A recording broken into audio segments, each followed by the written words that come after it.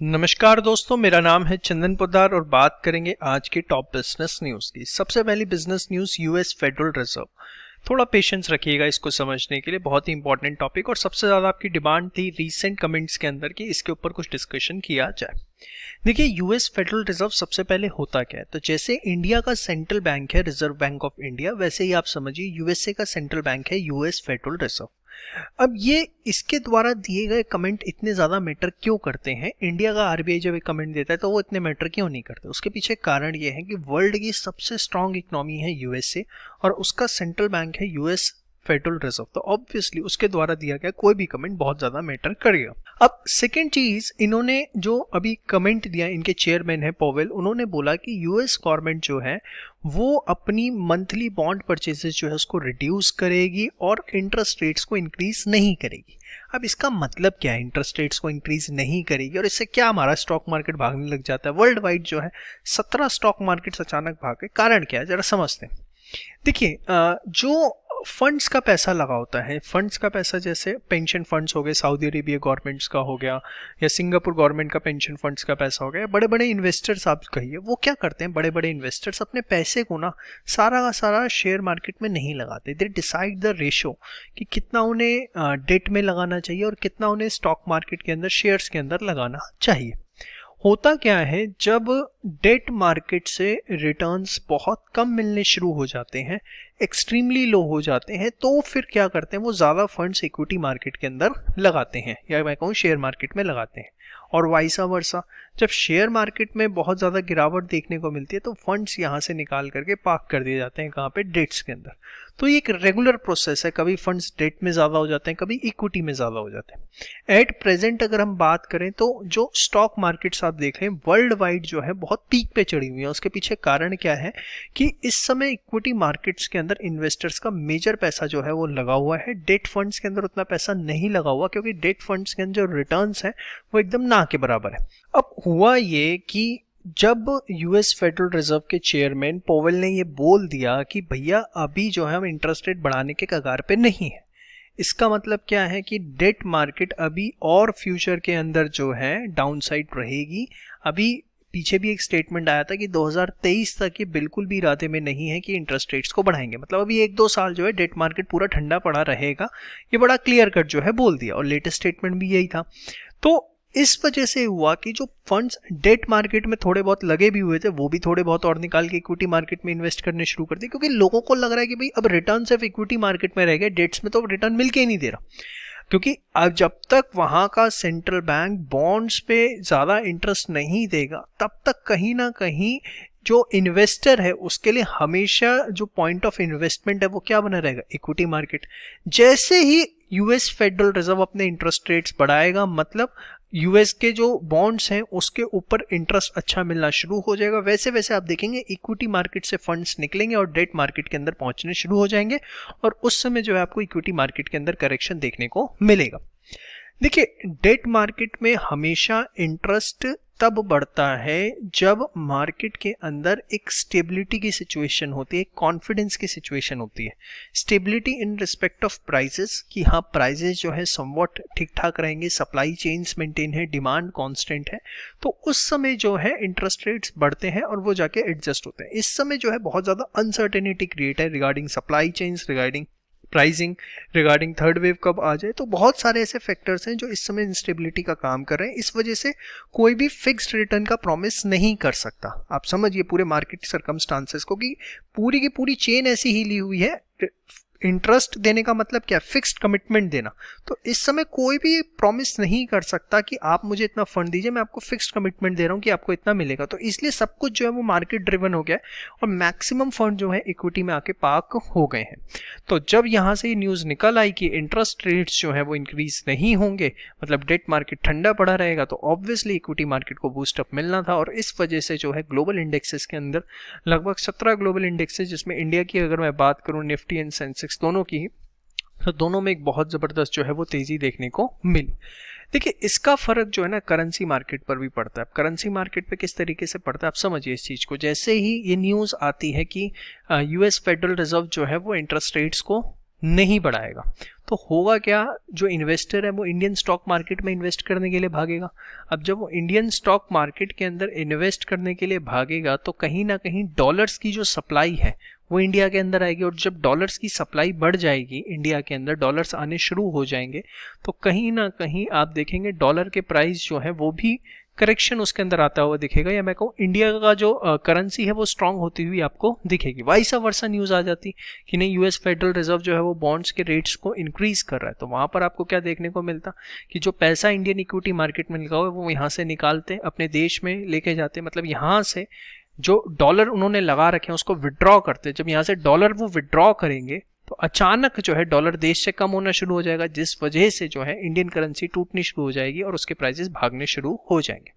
तो पूरा का पूरा ये जो सर्कल है इकोनॉमिक्स है, आज इसके बेसिस पे पूरा का पूरा ये कहानी जो है वो आपकी चलती है। Next news, Tata and Adani के प्लांट्स है, इसको भी आपको बड़े अच्छे से समझना चाहिए। देखिए इलेक्ट्रिसिटी कंपनीज जो होती हैं वो बेसिकली दो तरह की होती हैं, एक होती है इलेक्ट्रिसिटी जनरेशन कंपनीज, एक होती है electricity distribution companies. Electricity generation company जैसे एनटीपीसी हो गया, टाटा पावर हो गया, Adani power, JSW energy, Adani green energy, ये क्या करती है, एनर्जी को सिर्फ प्रोड्यूस करती हैं, जनरेट करती हैं, और इनको हम जेनकॉस भी बोल देते हैं, GENCOS, जनरेशन कंपनीज। उसके अलावा जो होती है नेक्स्ट होती है वो डिस्ट्रीब्यूशन कंपनी। उनका काम क्या होता है कि इन इलेक्ट्रिसिटी जनरेशन कंपनी से इलेक्ट्रिसिटी परचेज करना और उसको जो है various production units house holds तक पहुंचाना। इनको हम डिस्कॉम्स बोल देते हैं, दैट इज डिस्ट्रीब्यूशन कंपनी जैसे, और ये जनरली रीजनल होती है। जैसे दिल्ली की अगर हम बात करें तो यहाँ पर टाटा पावर डिस्ट्रीब्यूशन है, उसके बाद असम में जाएं तो असम पावर डिस्ट्रीब्यूशन कंपनी है, महाराष्ट्र में महाराष्ट्र स्टेट इलेक्ट्रिसिटी डिस्ट्रीब्यूशन है। तो ये हर स्टेट का अपना अपना हिसाब किताब होता है। अब इंडिया के अंदर जो भी इलेक्ट्रिसिटी जनरेट होती है वो डिस्ट्रीब्यूशन कंपनीज से खरीदती हैं, और ये जनरली जो है दो तरह की मार्केट्स में होता है, एक होता है लॉन्ग टर्म मार्केट, एक होता है short term market. Long term market में क्या होता है कि जो पावर जनरेशन कंपनीज हैं वो प्लांट लगाने से पहले ही किसी ना किसी स्टेट गवर्नमेंट के साथ या किसी ना किसी डिस्ट्रीब्यूशन कंपनी के साथ एक एग्रीमेंट साइन कर लेती है कि हम यहाँ प्लांट लगाने जा रहे हैं, इससे इतना जो इलेक्ट्रिसिटी प्रोड्यूस होगा, इलेक्ट्रिसिटी प्रोड्यूस होने के बाद हम आपको इस रेट पे जो है उसे इतने सालों तक बेचेंगे। और जनरली ये 20-25 साल के एग्रीमेंट साइन किए जाते हैं कि इस रेट पे हम आपको 20-25 साल तक इलेक्ट्रिसिटी बेचेंगे। उसके पीछे कारण क्या होता है इतने बड़े एग्रीमेंट साइन करने का, क्योंकि एक प्लांट लगाने में जो है वो बहुत ज़्यादा कॉस्ट इन्वॉल्व होती है, और अगर इस तरीके के लॉन्ग टर्म कॉन्ट्रैक्ट आपके पास नहीं होंगे तो इतना बड़ा प्लांट लगाने के लिए जो आपको इन्वेस्टमेंट चाहिए उसमें इन्वेस्टर जो है आपको फंड नहीं देगा, बैंक से आपको लोन्स नहीं मिलेंगे प्लांट लगाने के लिए। इस वजह से जो है पहले एग्रीमेंट टू सेल जो है एंटर कर लिया जाता है कि हम 20-25 साल तक इस कंपनी अपनी जो भी इलेक्ट्रिसिटी प्रोड्यूस होंगी इस स्टेट को इस रेट पे बेचेंगे। और हिंदुस्तान के अंदर जो भी इलेक्ट्रिसिटी जनरेशन होता है 89% जो है इसी तरीके से बिकता है, और इनको power purchase agreement that is PPA बोला जाता है। अब रेस्ट बचा कितना, 11%। 11% क्या होता है वो PPA के अंदर कवर अप नहीं होता, उसको शॉर्ट टर्म मार्केट बोला जाता है, और वहां पर क्या होता है 1 साल तक के कॉन्ट्रैक्ट्स किए जाते हैं। और ये बेसिकली जो है सबसे ज्यादा होता है एक्सचेंज के थ्रू, जैसे स्टॉक मार्केट का एक्सचेंज है, स्टॉक एक्सचेंज जिसको आप बोलते हैं, ऐसे ही पावर बेचने का खरीदने का इसका भी एक एक्सचेंज है जिसको IEX बोला जाता है, Indian energy exchange. Indian energy exchange में लगभग 50% जो है इलेक्ट्रिसिटी ट्रेड होती है। यहाँ पर ऐसे ही होता है जैसे इलेक्ट्रिसिटी जनरेशन कंपनीज हैं, उनके पास कितनी सरप्लस इलेक्ट्रिसिटी पड़ी हुई है प्रोडक्शन के अंदर आने वाली है, वो यहाँ पर डालती रहती हैं डेटा, और सामने जो है सेलर होता है, डिस्ट्रीब्यूशन कंपनीज होती हैं, स्टेट्स होता है जो उनको खरीदने के लिए तैयार बैठी होती हैं। डिमांड एंड सप्लाई के बेसिस पे जो है यहाँ पर रेट डिसाइड होता है। आप और मैं यहाँ डील नहीं कर सकते, यहाँ पे इलेक्ट्रिसिटी प्रोडक्शन करने वाली कंपनी और डिस्ट्रीब्यूशन कंपनियाँ ही आपस में जो है वो ट्रेड करती हैं। तो जेनको और डिस्कॉम्स दोनों ही यहाँ पर क्या करते हैं, पार्टिसिपेट करते हैं, और वेरियस तरह के एग्रीमेंट्स होते हैं। जैसे एक होता है डैम, डे अहेड मार्केट। इसके अंदर क्या होता है, बेसिकली आप नेक्स्ट डे के लिए इलेक्ट्रिसिटी परचेज करते हैं। सपोज मैं गुजरात में हूँ और गुजरात का इलेक्ट्रिसिटी बोर्ड देखता हूँ, मुझे लग रहा है भाई गुजरात के अंदर इस समय इलेक्ट्रिसिटी की डिमांड बहुत ज़्यादा चल रही है और अगले 1 हफ्ते के लिए जो है हमें कंपैरेटिवली इलेक्ट्रिसिटी ज़्यादा चाहिए होगी, तो हम IEX पे जाएंगे और वहाँ पर जो भी अपनी इलेक्ट्रिसिटी सरप्लस बेचने के लिए तैयार होगा वहाँ पे कॉन्ट्रैक्ट जो है उस रेट पे साइन हो जाता है। तो वेरियस तरह के कॉन्ट्रैक्ट जो है यहाँ पर साइन किए जाते हैं। अब प्रॉब्लम क्या है, ये राम कहानी मैं आपको पूरी की पूरी क्यों सुना रहा हूँ वो भी आपको समझ में आ जाएगी। इंडिया की जो टोटल इंस्टॉल्ड कैपेसिटी है वो 370 गीगावाट है, और जो कि पीक डिमांड जो रही हिंदुस्तान में लास्ट ईयर 2020-21 में वो रही 184 गीगावाट। भारत ने जो है 2020 के अंदर 1383 बिलियन यूनिट्स जो है वो जनरेट करी और यहाँ पर कंजम्पशन रहा 127 बिलियन यूनिट्स का, मतलब हम सरप्लस में रहे। और अगर मैं बात करूँ IEX मतलब इंडियन एनर्जी एक्सचेंज की, तो वहाँ पर जो एक एवरेज प्राइस की अगर बात रही तो लोअर साइड 2.64 पर यूनिट पे ट्रेड हुआ और हायर साइड 3.67 पर यूनिट। आप इससे समझिए कि हम तक इलेक्ट्रिसिटी आती कितनी महंगी हो जाती है कि आप देखिए एक्सचेंज पे उसकी ट्रेडिंग किस रेट से चल रही है। अब प्रॉब्लम कहाँ पे आया और कहाँ से टाटा एंड अडानी प्लांट जो है पिक्चर में है।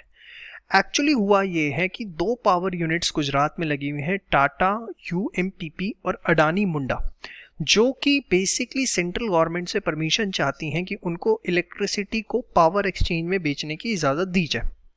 ये जो दोनों यूनिट्स हैं ये इलेक्ट्रिसिटी बेचती हैं स्टेट गवर्नमेंट्स को under PPA at the rate of 2 रुपये 35 पैसे पर यूनिट और 2 रुपये 26 पैसे पर यूनिट। लेकिन प्रॉब्लम ये है कि कोल के प्राइसेस जो हैं शॉर्टेज की वजह से बहुत ज़्यादा बढ़ गए हैं और इस वजह से प्रोडक्शन कॉस्ट जो है वो बहुत ज़्यादा बढ़ गई हैं और ये स्टेट्स जो हैं उनको कंपनसेट करने के लिए तैयार नहीं है।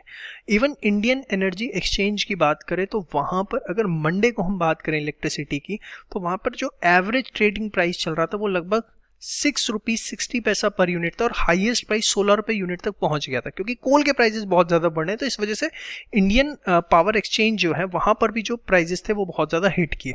लेकिन अब PPA के अंदर ये इन लोग कंपनीज ने एग्रीमेंट साइन किया हुआ स्टेट गवर्नमेंट्स के साथ, तो ये इससे ऊपर नहीं बेच पा रहे हैं। तो इनका ये कहना है कि या तो हमें स्टेट गवर्नमेंट्स कंपनसेट करें, नहीं तो हमें इंडियन एनर्जी एक्सचेंज के अंदर जो है इलेक्ट्रिसिटी बेचने की परमिशन दी जाए। और माना जा रहा है कि सेंट्रल गवर्नमेंट जो है शायद इनको ये परमिशन दे सकती है कि आप इंडियन एनर्जी एक्सचेंज के ऊपर जो है अपनी इलेक्ट्रिसिटी बेच के जो भी अपना नुकसान है उसको पूरा करिए। देखिए आने वाले समय के अंदर ना ये जो कॉन्सेप्ट है इंडियन एनर्जी एक्सचेंज का ये बहुत ज़्यादा बूस्टअप होते हुए दिखेगा और PPA जो है वो ख़त्म होता चला जाएगा। उसके पीछे कारण है, आप इंडिया के अंदर तो सिर्फ मात्र 6% एनर्जी है जो IEX के थ्रू ट्रेड होती है, लेकिन अगर आप बात करें दूसरे देशों की, डेवलप्ड नेशन की, वहाँ 30 से 80% इलेक्ट्रिसिटी जो है IEX के थ्रू ट्रेड होती है। और अगर ऐसा होता है तो वो दिन दूर नहीं है कि हम जैसे आज हमें इलेक्ट्रिसिटी आती है एक फिक्स रेट पे मिलती है, ऐसा नहीं होगा। आने वाले टाइम पे हम लोग भी होगा कि भाई आज पीक डिमांड है, रेट्स हमें बढ़ते हुए मिलेंगे, फिर कम किसी दिन डिमांड कम है तो रेट्स कम मिलेंगे। तो ये पूरा डिमांड सप्लाई का चेंज जो है जैसे पेट्रोल डीजल में हो गया,